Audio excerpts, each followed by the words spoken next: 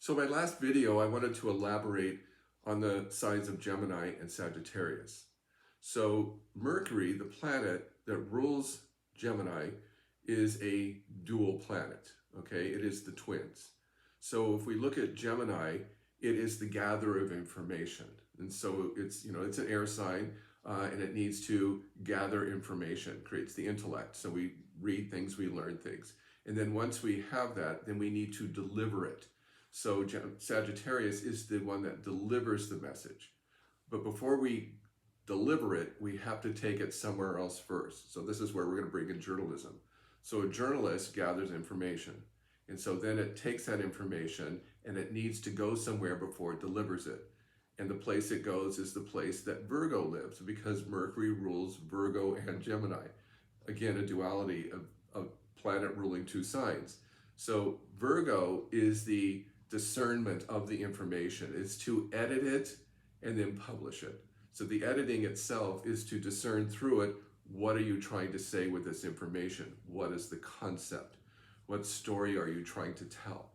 And so once we do that, then we deliver it. And so we deliver it through all different systems. We have mail systems, we have courier systems, we have news outlets. These are all places of delivery that we get our information from. Now, I think the discernment also is where we get our information from, because there are so many now.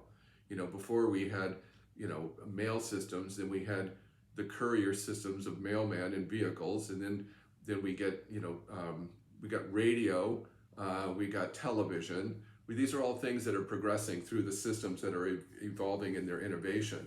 And so now we have technology. So what's our network of technology? Well, there's so many. It's just vast in terms of where and how we stream things and get our information. So are they trying to manipulate us through those systems? In a lot of ways, yes, in terms of where you're going. So, what is the concept of what they're trying to tell you? Well, it's the emotion, not just the information, but the emotion and passion behind it that gets you hooked, to get you an emotion out of you. The easiest emotion is fear, because we are motivated mostly by fear because it makes us feel helpless and powerless. And then there's other places where the emotions can be about curiosity, hope, and opportunity, and how we look at where we have some authority within our own way of getting, taking the system and using it for our benefit. So to me, I look at where I get my information by what I'm listening to or what I'm watching in terms of how it's trying to make me feel. Because, it's all about, well, it's always about economics, but the whole point is, it's like, if we get you on our side, then we grow our business and our media empire.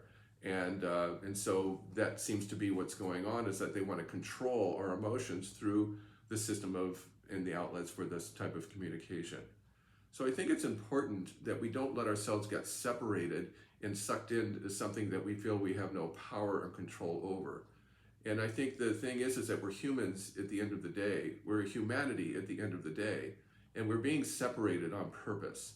And it's not for our benefit. And we can have different points of view with family and friends and other people we come into our life. But I think one of the things, as I said in the video about Gemini, when you have a little Gemini child, they want to be heard. They don't want to be separated and ignored, because then they'll just leave, and then you're creating a separation dynamic. People want to be heard.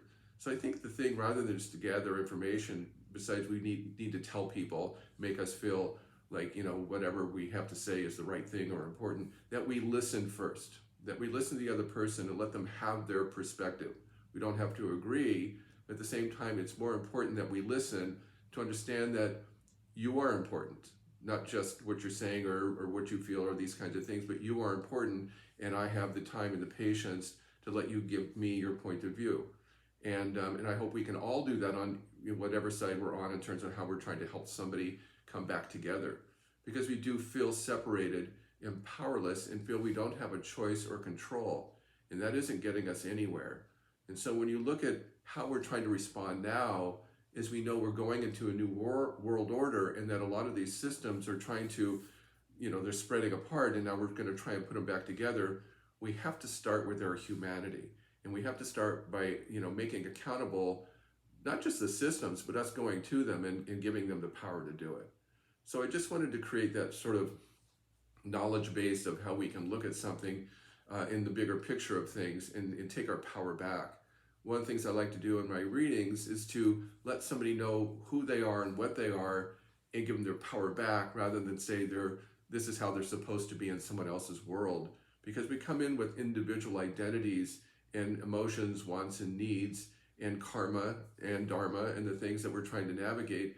And a lot of times we feel we are alone in it. But if you understand that we're all going through this together, and that we can have, agency to our own choices and decisions, it makes you feel like you're not alone. It makes you feel like you have power. So thanks for listening to this. I hope this isn't too much. I know it's very conceptual, which is what I normally do, but I really appreciate you listening and watching me. And if you want a reading from me, go to tommcmullen.com. And I want you to really take time to get away and cut off from things that you're letting manipulate you. All right. Thanks for listening.